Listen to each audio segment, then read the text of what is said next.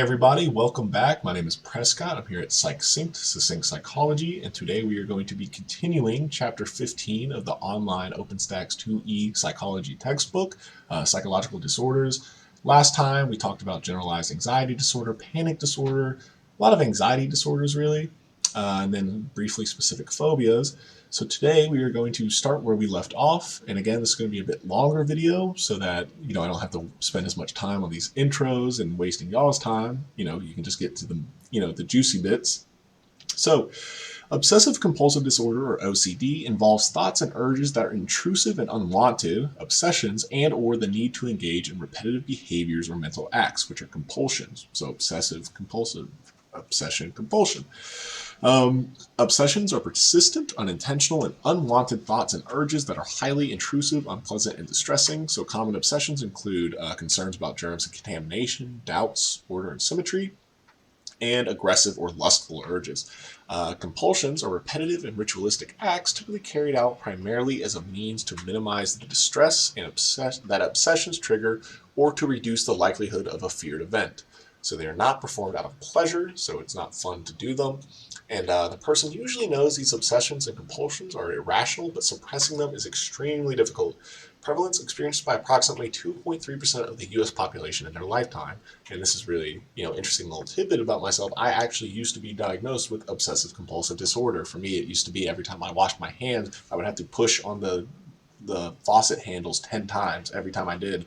And when I'd close the door, I would have to tug on the door 3 times every time I did.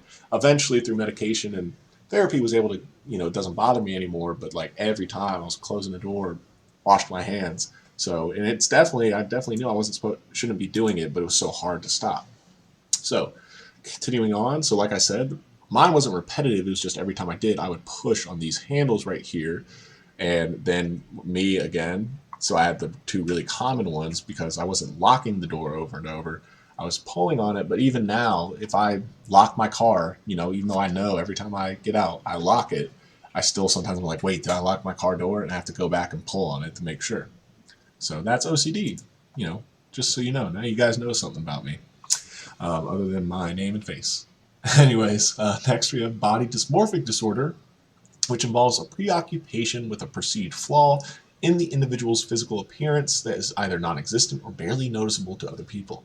It causes a person to think they are unattractive or deformed, typically involves skin, face, or hair, but can focus on any bodily area, and causes a person to engage in repetitive and ritualistic behavior and mental acts, so like constantly looking in the mirror, trying to hide the offending body part, comparison with others, and cosmetic surgery. Prevalence affects approximately 2.4% of adults in the U.S. and is slightly higher rates in women than in men. Next, we have hoarding disorder. If you've ever seen that show, Hoarders, whatever it's called, involves great difficulty in discarding possessions regardless of how valueless/useless they are, usually resulting in an accumulation of items that clutter living or work areas. So why are they unable to let go of items? They think items might be useful at a later time, or there's a sentimental attachment to those items. Excessive clutter prevents that individual using necessary living spaces, such as the kitchen or bed. It is diagnosed as long as the hoarding is not a symptom of another disorder. So, going into causes. OCD causes: genetics, 5 times more frequent in first-degree relatives of people with OCD. So identical twins, going back to that heritability.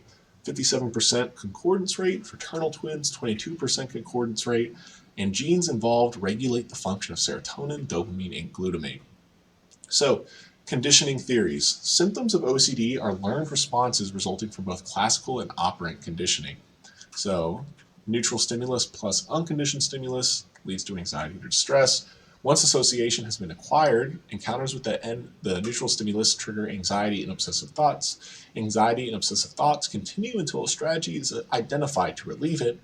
Relief may be ritualistic behavior or mental activity that reduces anxiety, and compulsive acts become negatively reinforcing. So, brain anatomy. OCD circuits several interconnected regions that influence perceived emotional value of stimuli and selection of behavioral and cognitive responses. So, abnormalities in these areas may produce symptoms of OCD. So, the orbitofrontal cortex, involved in learning and decision making. becomes hyperactive in people with OCD when provoked with tasks such as looking at photos of a toilet or pictures hanging crookedly on a wall. So that's why you get all upset when you know something's supposed to be all in line and one piece isn't. So you have the anterior cingulate cortex, the hoarding disorder right here in orange, prefrontal cortex, body dysmorphic disorder here in blue, and then the orbitofrontal, what we just talked about, is OCD. Now, definition of PTSD, which we discussed briefly in the last video. So, diagnosis criteria: individual was exposed to, witnessed, or experienced the details of a traumatic experience, so actual or threatened death, serious injury, or sexual violence, APA 2013. PTSD was first recognized in soldiers who had engaged in combat, and symptoms occur for at least 1 month. Now, symptoms include intrusive and distressing memories of the event, so like flashbacks, states during which individual relives the event and behaves as if it were occurring at the moment, avoidance of stimuli connected to the event, persistently negative emotional states, feelings of detachment, not detachment from others, irritability, proneness towards outbursts, and exaggerated startle response. Now, prevalence is experienced by approximately 7% of the U.S. population in their lifetime. So, risk factors for PTSD. These include trauma experience. Those involving harm by others carry greater risk than those that do not. Lack of emotional, immediate social support, so social support, comfort, advice, and assistance from relatives, friends, and neighbors can reduce the risk of developing PTSD. Subsequent life stress, female gender, low socioeconomic status, low intelligence, personal history of mental disorders, history of childhood adversity, family history of mental disorders, personality characteristics, neuroticism and somatization, or the tendency to experience physical symptoms when one encounters stress, and possession of 1 or 2 short versions of a gene that regulates serotonin. Now, learning and the development of PTSD. So, conditioning theories: the traumatic event, the UCS, and the extreme fear and anxiety, or the UCR, cognitive, emotional, and physiological and environmental cues associated with the traumatic event become conditioned stimuli. So, the traumatic reminders, the conditioned stimulus, lead to extreme fear and anxiety, or the conditioned response. Now, cognitive theories: 2 key processes in development and maintenance of PTSD. 1, disturbances of memory for the event. Poorly encoded memories of trauma can become fragmented, disorganized, and lacking in detail. Individuals cannot remember an event in a way that gives meaning and context, and may become haunted by these fragments involuntarily triggered by stimuli associated with the event. Negative appraisals of the trauma and its aftermath. Example: I deserve to be raped because I'm stupid. Geez, that's intense. May lead to dysfunctional behavioral patterns that maintain symptoms and prevent changes in the problematic appraisals. Going on, we have mood disorders characterized by massive disruptions in mood and emotions that cause a distorted outlook on life and impair ability to function. So, depressive disorders: depression, intense and persistent sadness is the main feature. Bipolar and related disorders: mania, or the extreme elation and agitation, is the main feature. And a manic episode is quoted as a distinct period of abnormally and persistently elevated, expansive, or irritable mood, and abnormally and persistently increased activity or energy lasting at least 1 week. There we go. Continuing on, diagnosis criteria: depressed mood most of the day, nearly every day. Loss of interest and pleasure in usual activities. It's called anhedonia. At least 5 symptoms for at least a 2-week period. Symptoms cause significant distress or impair normal functioning and are not caused by substances or a medical condition. Major depressive disorder is episodic. Symptoms are usually present at their full magnitude for a certain period of time and then gradually diminish. Symptoms: weight loss or weight gain / increased or decreased appetite, difficulty falling asleep or too much sleep, psychomotor agitation or psychomotor retardation, fatigue / loss of energy, feelings of worthlessness or guilt, difficulty concentrating, indecisiveness, and suicidal ideation, so thoughts of death, thinking about / planning suicide or suicide attempt. Next we have, continuing, prevalence affects around 6.6% of the U.S. population each year and 16.9% of the U.S. population in their lifetime. More common among women than men. The comorbid with anxiety disorders and substance abuse disorders.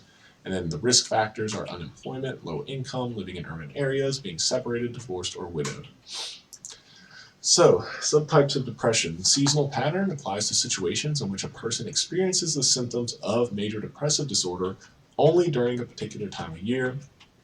Now, the peripartum onset, or the postpartum depression, major depression during pregnancy or in the 4 weeks following birth. And then persistent depressive disorder, or dysthymia, is depressed moods most of the day, nearly every day for at least 2 years, as well as at least 2 of the other symptoms of major depression. Chronically sad, but do not meet all of the criteria for major depression. Continuing from depression, we have bipolar disorder, and it involves mood states that fluctuate between depression and mania. Symptoms of mania: excessively talkative, irritable, exhibit flight of ideas, so they talk loudly and rapidly, abruptly switching from one topic to another. They are easily distracted.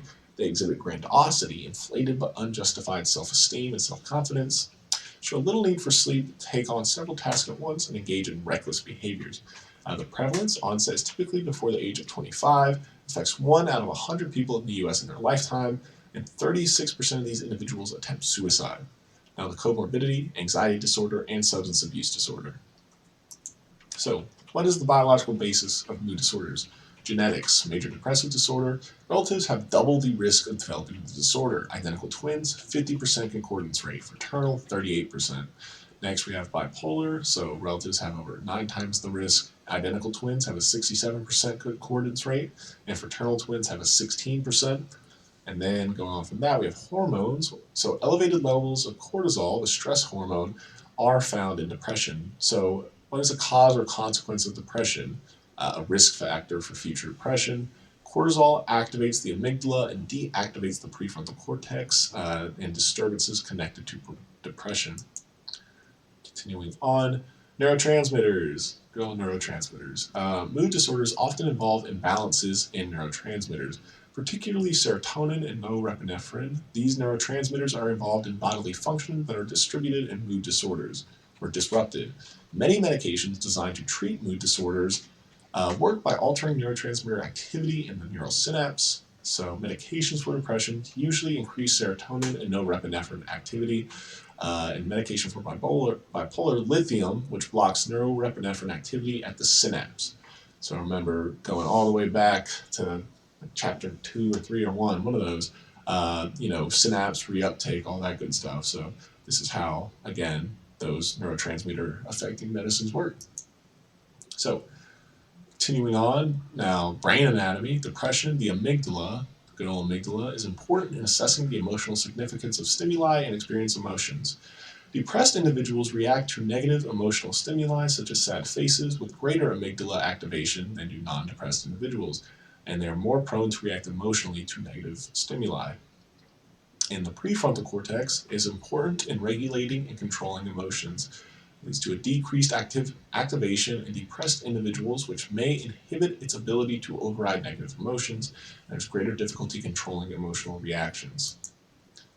So, diathesis stress model and major depressive disorders. Stressful life events often precede the onset of depressive episodes. However, not everyone who experiences stressful life events develops depression, suggesting predispositions or vulnerability factors could be involved. So genetic vulnerability, alteration in the 5-HTT-LPR gene, which regulates serotonin, and there are 1 or 2 short alleles plus stressful life events which equal increasingly likely to experience a depressive episode. Study on gene-environment interaction in people experiencing chronic depression in adulthood suggests a much higher incidence in individuals with a short version of the gene in combination with childhood maltreatment. So, stress model. And we will wrap up this unit, I think, here, because we do have a good bit more slides, and I don't want this video to be too terribly long. So we will continue in the next video right here at Cognitive Theories of Depression. So, be sure to check in on that one if you're interested. But my name is Prescott. I'm here at PsychSyncs, the Sync Psychology, and I hope to see you guys in the next video. Take care. Bye.